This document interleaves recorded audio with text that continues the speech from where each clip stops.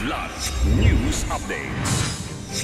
Mga balita ngayon, 7 high-powered firearms isinuko ng mga residente ng Datu Unsay sa Maguindanao del Sur. Klase sa public schools sa NCR sinuspinde dahil sa pagtaas ng influenza-like illness cases. Relief operations at aerial assessment sa mga nasalanta ng lindol sa Davao Oriental at Caraga. Ako po si Cesar Soriano para ihatid ang mga nangunang balita sa buong kapuluan ngayon. Bilang suporta sa kampanya ng pamahalaan para sa kapayapaan at disarmament, voluntaryong isinuko ng mga residente ng Datu Unsay, Maguindanao del Sur ang 7 high-powered firearms sa pinagsanib na puwersa ng 90th Infantry Bigkislahi Battalion at Philippine National Police o PNP kamakailan. Nangyari ang pagsuko sa gitna ng Joint Local Special Bodies at Municipal Peace and Order Council meeting.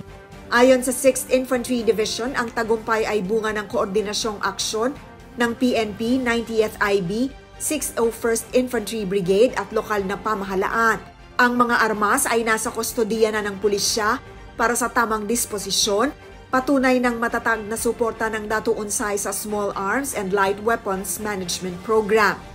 Sinuspinde ng DepEd National Capital Region ang face-to-face classes sa mga pampublikong paaralan sa Oktubre 13 hanggang 14 dahil sa pagtaas ng kaso ng influenza-like illness. Ito ay para bigyang daan ng disinfection, sanitation at inspection ng mga gusali, pati na rin ang paghahanda sa lindol.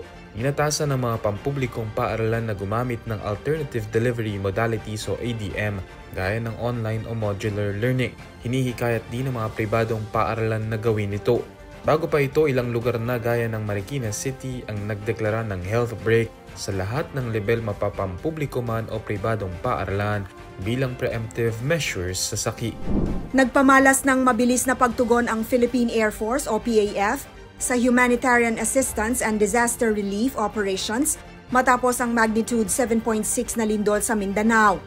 Noong October 12, gumamit ang PAF ng C-130 at NC-212I aircraft para ihatid ang mahigit 150 family tents, 80 water containers, 250 kitchen sets, mosquito nets at plastic mats mula Cebu patungong Mati, Davao Oriental katuwang ang Philippine Red Cross.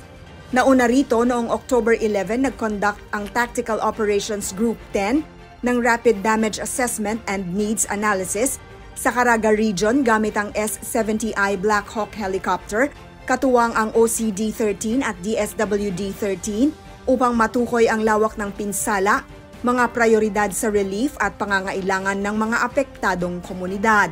Ako po si Cesar Soriano, kasama nyo sa bawat pagputok ng balita.